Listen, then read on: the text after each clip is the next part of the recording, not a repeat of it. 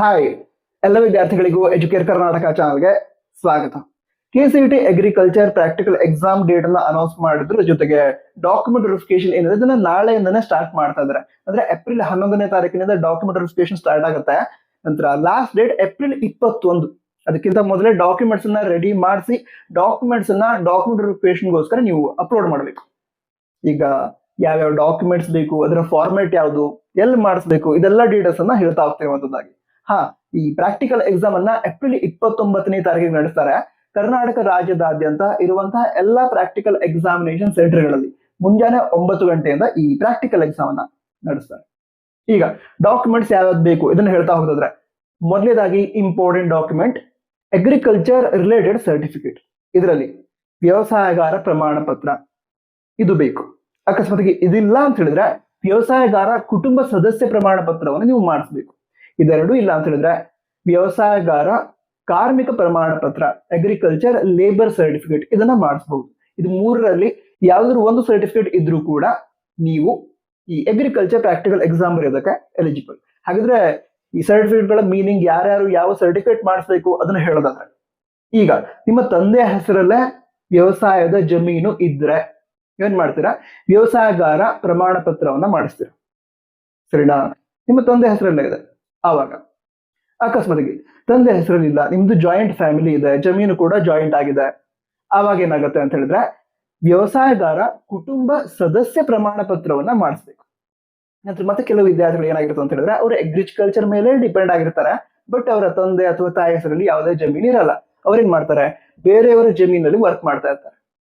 ಅಂತ ವಿದ್ಯಾರ್ಥಿಗಳು ಕೂಡ ಈ ಪ್ರಾಕ್ಟಿಕಲ್ ಎಕ್ಸಾಮ್ ಬರಿಬಹುದು. ಅದಕ್ಕೋಸ್ಕರ ಅಗ್ರಿಕಲ್ಚರ್ ಲೇಬರ್ ಸರ್ಟಿಫಿಕೇಟ್ ಅನ್ನ ಮಾಡಿಸ್ಬೇಕಾಗತ್ತೆ. ಸರ್ಟಿಫಿಕೇಟ್ಸ್ ಅನ್ನ ಎಲ್ಲಿ ಮಾಡಿಸೋದು ಹಾಗಿದ್ರೆ ಅದ್ ನೀವು ಕೇಳೋದಾದ್ರೆ ತಹಸೀಲ್ದಾರ್ ಆಫೀಸ್, ನಾಡ ಕಚೇರಿ, ಇದ್ರ ಕಂದಾಯ ಇಲಾಖೆ ಅಲ್ಲಿ ಹೋಗ್ಕೊಂಡು ನೀವೇನ್ ಮಾಡ್ಬೋದು, ಈ ಸರ್ಟಿಫಿಕೇಟ್ಸ್ ಅನ್ನ ರೆಡಿ ಮಾಡಿಸ್ಕೋಬಹುದು. ಸರಿನಾ? ನಂತರ ಈಗ ಅಫಿಡವಿಟ್ 1, ಅಫಿಡವಿಟ್ 2 ಈ ರೀತಿ ಹಲವಾರು ಡಾಕ್ಯುಮೆಂಟ್ಸ್ ಇದಾವೆ. ಇವೆಲ್ಲ ಡಾಕ್ಯುಮೆಂಟ್ಸ್ ನಿಮಗೆ ಫ್ಯಾಮಿಲಿ ಇರಲ್ಲ, ಹೊಸದಾಗಿ ಕೇಳ್ತಾ ಇದೆ, ಕನ್ಫ್ಯೂಷನ್ ಕೂಡ ಆಗ್ತಾ ಇರತ್ತೆ. ಈ ರೀತಿ ಕನ್ಫ್ಯೂಷನ್ ಆಗ್ತಾ ಇದ್ರೆ ತಪ್ಪದೆ ಡಿಸ್ಕ್ರಿಪ್ಷನ್ ಅಲ್ಲಿ ಒಂದು ವಾಟ್ಸ್ಆಪ್ ಚಾನಲ್ ಕೊಟ್ಟಿದ್ದೀನಿ, ಜಾಯ್ನ್ ಆಗಿ.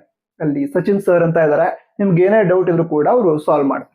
ಯಾಕೆ ಸಜೆಸ್ಟ್ ಮಾಡ್ತಿದ್ರು ಅಂತ ಹೇಳಿದ್ರೆ ಹಿಂದಿನ ವರ್ಷಗಳಿಂದ ಕೂಡ ವಿದ್ಯಾರ್ಥಿಗಳಿಗೆ ಸಜೆಸ್ಟ್ ಮಾಡ್ತಿದ್ದೀನಿ. ಅಂದ್ರೆ ಈ ರೀತಿ ಡೌಟ್ಸ್ ಕೂಡ ಸಾಲ್ವ್ ಮಾಡ್ತಾರೆ ಅವರು. ಹಾಗೆ ವಿದ್ಯಾರ್ಥಿಗಳಿಗೆ ಕ್ಲಾಸಸ್ ಅನ್ನು ಕೂಡ ಪ್ರೊವೈಡ್ ಮಾಡ್ತಾರೆ. ಈಗ ಹಿಂದಿನ ವರ್ಷನೇ ಒಳ್ಳೆ ಸ್ಕೋರ್ ಮಾಡುವಂತಹ ವಿದ್ಯಾರ್ಥಿಗಳನ್ನ ನೀವು ಸ್ಕ್ರೀನ್ ಮೇಲೆ ನೋಡ್ತಿದ್ದೀರಾ. ಹಿಂದಿನ ಒಂದೇ ವರ್ಷ ಅಲ್ಲ, ಹಿಂದಿನ ಹಲವಾರು ವರ್ಷಗಳಿಂದ ಒಳ್ಳೆ ರಿಸಲ್ಟ್ ಅನ್ನ ಕೊಡ್ತಾ ಇದಾರೆ. ಈ ವರ್ಷ ಕೂಡ ಒಳ್ಳೆ ರಿಸಲ್ಟ್ ಅನ್ನ ಕೊಟ್ಟೆ ಕೊಡ್ತಾರೆ. ಸರಿನಾ? ಅವ್ರದ್ದು ಆಫ್ಲೈನ್ ಕ್ಲಾಸ್ ಕೂಡ ಇದೆ, ಆನ್ಲೈನ್ ಕ್ಲಾಸ್ ಕೂಡ ಇದೆ. ಆಫ್ಲೈನ್ ಕ್ಲಾಸ್ ಧಾರವಾಡ ಹಾಗೆ ವಿಜಯಪುರದಲ್ಲಿ ಇದೆ. ನೀವು ಜಾಯ್ನ್ ಆಗ್ಬೇಕು ಅಂತ ಹೇಳಿದ್ರೆ ನೋಡ್ಕೊಳ್ಳಿ, ಜಾಯ್ನ್ ಆಗೋದಕ್ಕೆ ಅವಕಾಶ ಇದ್ರೆ ನಿಮ್ಗೆ ಹತ್ರದಲ್ಲಿದೆ ಅಂತ ಹೇಳಿದ್ರೆ ಜಾಯ್ನ್ ಆಗಿ, ತಪ್ಪದೆ ಜಾಯ್ನ್ ಆಗಿ. ಸರಿನಾ? ಹಾಸ್ಟೆಲ್ ಫೆಸಿಲಿಟಿ ಕೂಡ ಅವ್ರು ಪ್ರೊವೈಡ್ ಮಾಡ್ತಾರೆ. ನಂತರ ಆಫ್ಲೈನ್ ಕ್ಲಾಸ್ ಅನ್ನ ಜಾಯ್ನ್ ಆದ್ರೆ ಅಡ್ವಾಂಟೇಜ್ ಏನು ಅಂತ ಹೇಳಿದ್ರೆ ನಿಮಗೆ ಫೀಲ್ಡ್ ವಿಸಿಟ್ ಮಾಡೋದಕ್ಕಾಗತ್ತೆ. ಅಲ್ಲಿ ನರ್ಸರಿ ಹಾಗೆ ಅಗ್ರಿಕಲ್ಚರ್ ಯೂನಿವರ್ಸಿಟಿ ಅಲ್ಲಿ ನಿಮ್ಗೆ ಕರ್ಕೊಂಡು ಹೋಗ್ತಾರೆ, ಅಲ್ಲಿ ಸ್ಯಾಂಪಲ್ ಅನ್ನು ತೋರಿಸ್ತಾರೆ.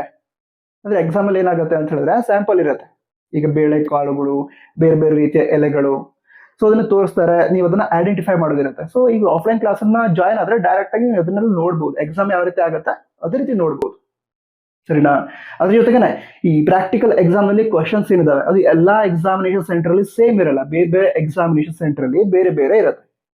ಇವರಿಗೆ ನೀವು ನಿಮ್ಮ ಎಕ್ಸಾಮಿನೇಷನ್ ಸೆಂಟರ್ ಯಾವುದು ಇದನ್ನ ತಿಳಿಸಿದ್ರೆ ನಿಮ್ಮ ಎಕ್ಸಾಮಿನೇಷನ್ ಸೆಂಟರ್ ಸ್ಪೆಸಿಫಿಕ್ ಆಗಿ ಯಾವುದು ಇಂಪಾರ್ಟೆಂಟ್ ಇದೆ ಅದನ್ನ ನಿಮಗೆ ಗೈಡ್ ಮಾಡ್ತಾರೆ. ಸರಿನಾ? ನಂತರ ಅಕಸ್ಮಾತ್ ಆಫ್ಲೈನ್ ಜಾಯ್ನ್ ಆಗೋದಕ್ಕೆ ಆಗಲ್ಲ ಅಂತಂದ್ರೆ ಆನ್ಲೈನ್ ಅಲ್ಲೂ ಕೂಡ ಕ್ಲಾಸಸ್ ಇದಾವೆ ಇವರು. ಅದರಲ್ಲಿ ರೆಕಾರ್ಡೆಡ್ ಕ್ಲಾಸಸ್ ಸಿಗುತ್ತೆ, ಲೈವ್ ಕ್ಲಾಸಸ್ ಇರುತ್ತೆ, ಫೀಲ್ಡ್ ವಿಸಿಟ್ ಮಾಡಿರ್ತಾರಲ್ವಾ ಅದ್ರ ವಿಡಿಯೋಸ್ ಅನ್ನು ಕೂಡ ಇವರು ಅಪ್ಲೋಡ್ ಮಾಡ್ತಾ ಇರ್ತಾರೆ. ಸೊ ಅದೆಲ್ಲವೂ ಕೂಡ ಯೂಸ್ ಅನ್ನ ಪಡೆದುಕೊಳ್ಬಹುದು. ಹಾಗೆ ಪ್ರಾಕ್ಟಿಕಲ್ ಎಕ್ಸಾಮ್ಗೆ ಸಂಬಂಧಂತೆ ಈ ಬುಕ್ ಅನ್ನು ಕೂಡ ಇವರು ಪ್ರೊವೈಡ್ ಮಾಡ್ತಾರೆ. ಅದನ್ನು ಕೂಡ ಯೂಸ್ ಮಾಡಿಕೊಂಡು ಎಕ್ಸಾಮ್ ಪ್ರಿಪರೇಷನ್ ಮಾಡಬಹುದು ನೀವು. ನಂತರ ಮಾಕ್ ಟೆಸ್ಟ್ ಅನ್ನು ಕೂಡ ಪ್ರೊವೈಡ್ ಮಾಡ್ತಾರೆ.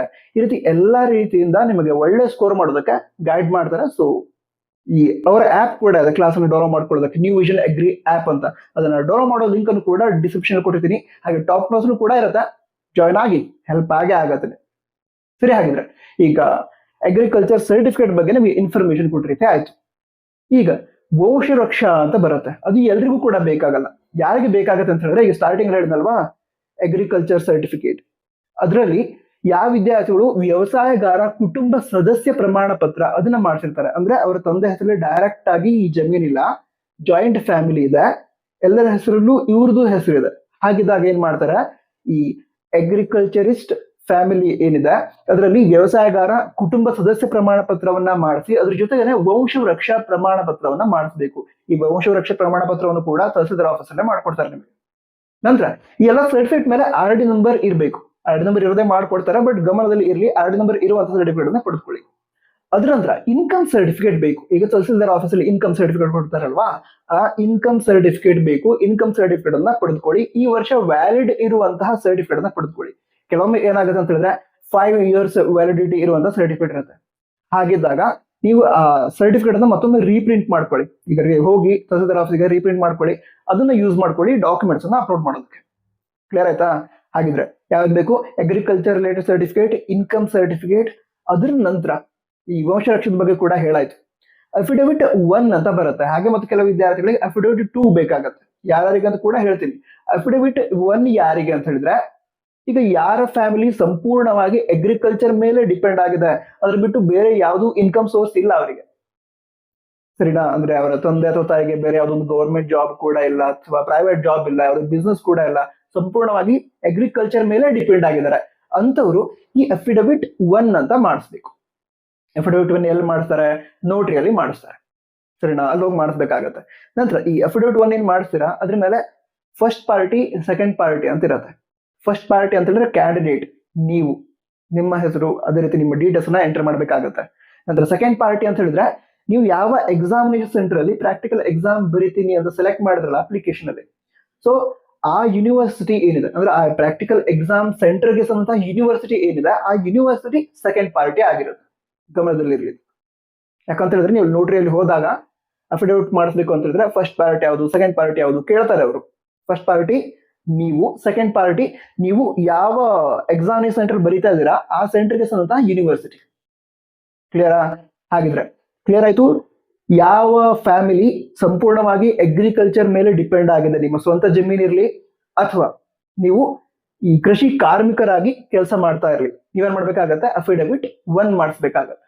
ಹಾಗಿದ್ರೆ ಅಫಿಡವಿಟ್ 2 ಯಾರು ಮಾಡಿಸ್ಬೇಕು ಅದನ್ನ ಹೇಳೋದಾದ್ರೆ, ಯಾವ ವಿದ್ಯಾರ್ಥಿಗಳ ಫ್ಯಾಮಿಲಿಗೆ ಅಗ್ರಿಕಲ್ಚರ್ ಲ್ಯಾಂಡ್ ಕೂಡ ಇದೆ, ಹಾಗೆ ಅವರ ತಂದೆ ಅಥವಾ ತಾಯಿಗೆ ಗೌರ್ಮೆಂಟ್ ಅಥವಾ ಪ್ರೈವೇಟ್ ಜಾಬ್ ಇದೆ, ಅಥವಾ ಅವರ ತಂದೆ ಅಥವಾ ತಾಯಿ ಯಾವ್ದೊಂದು ಬಿಸ್ನೆಸ್ ಅನ್ನ ರನ್ ಮಾಡ್ತಿದ್ದಾರೆ, ಅಂದ್ರೆ ಅಗ್ರಿಕಲ್ಚರ್ ಬಿಟ್ಟು ಕೂಡ ಬೇರೆ ಸೋರ್ಸ್ ಆಫ್ ಇನ್ಕಮ್ ಇದೆ ಅವರಿಗೆ, ಅಂತಹ ವಿದ್ಯಾರ್ಥಿಗಳು ಈ ಅಫಿಡವಿಟ್ 2 ಮಾಡಿಸ್ಬೇಕು. ಇದರಲ್ಲೂ ಕೂಡ ಫಸ್ಟ್ ಪಾರ್ಟಿ, ಸೆಕೆಂಡ್ ಪಾರ್ಟಿ ಅಂತ ಇರುತ್ತೆ. ಫಸ್ಟ್ ಪಾರ್ಟಿ ನೀವು, ಸೆಕೆಂಡ್ ಪಾರ್ಟಿ ಯಾವುದು? ಈ ಪ್ರಾಕ್ಟಿಕಲ್ ಎಕ್ಸಾಮಿನೇಷನ್ ಸೆಂಟರ್ ಏನಿದೆ ಅದಕ್ಕೆ ಯೂನಿವರ್ಸಿಟಿ. ನಂತರ ಈ ಅಫಿಡವಿಟ್ 2 ಯಾರು ಮಾಡಿಸ್ತಾ ಇದಾರೆ ಅದರಲ್ಲಿ ನಿಮ್ಮ ತಂದೆ ಅಥವಾ ತಾಯಿಗೆ ಗೌರ್ಮೆಂಟ್ ಜಾಬ್ ಇದೆ ಅಥವಾ ಪ್ರೈವೇಟ್ ಅಲ್ಲಿ ವರ್ಕ್ ಮಾಡ್ತಿದ್ದಾರೆ, ಹಾಗಿದ್ದಾಗ ಸ್ಯಾಲರಿ ಸರ್ಟಿಫಿಕೇಟ್ ಅನ್ನ ಮಾಡಿಸ್ಬೇಕು. ಆ ಸ್ಯಾಲರಿ ಸರ್ಟಿಫಿಕೇಟ್ ಏನಿದೆ ಅದು ಏಪ್ರಿಲ್ 2025ರಿಂದ ಮಾರ್ಚ್ 2026 ಇರುತ್ತೆ, ಸರಿನಾ? ಅದರ ಫಾರ್ಮೆಟ್ ಕೂಡ ಕೊಟ್ಟಿದ್ದಾರೆ. ವಾಟ್ಸ್ಆಪ್ ಚಾನಲ್ ಜಾಯ್ನ್ ಆಗಿ ಈ ರೀತಿ ಇರುತ್ತೆ, ಡೌನ್ಲೋಡ್ ಮಾಡ್ಕೊಳಕ್ಕೆ ಆಗತ್ತೆ, ಸರಿನಾ? ಹಾಗಿದ್ರೆ ಈ ಸ್ಯಾಲರಿ ಸರ್ಟಿಫಿಕೇಟ್ ಮಾಡಿಸ್ಬೇಕು ಗೌರ್ಮೆಂಟ್ ಆರ್ ಪ್ರೈವೇಟ್ ಜಾಬ್ ಇದ್ರೆ.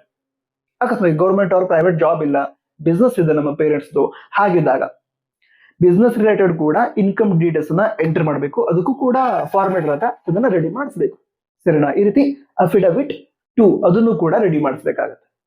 ಈ ಎಲ್ಲ ಡಾಕ್ಯುಮೆಂಟ್ಸ್ ಅನ್ನ ಕರೆಕ್ಟ್ ಫಾರ್ಮೆಟ್ ಅಲ್ಲಿ ರೆಡಿ ಮಾಡಿಸಿ ಲಾಸ್ಟ್ ಡೇಟ್ ಏನಿದೆ ಏಪ್ರಿಲ್ 21, ಅದಕ್ಕಿಂತ ಮೊದಲೇನೆ ಡಾಕ್ಯುಮೆಂಟ್ ವೆರಿಫಿಕೇಶನ್ಗೋಸ್ಕರ ಏನ್ ಮಾಡ್ತೀರಾ? ಅಪ್ಲೋಡ್ ಮಾಡಿ.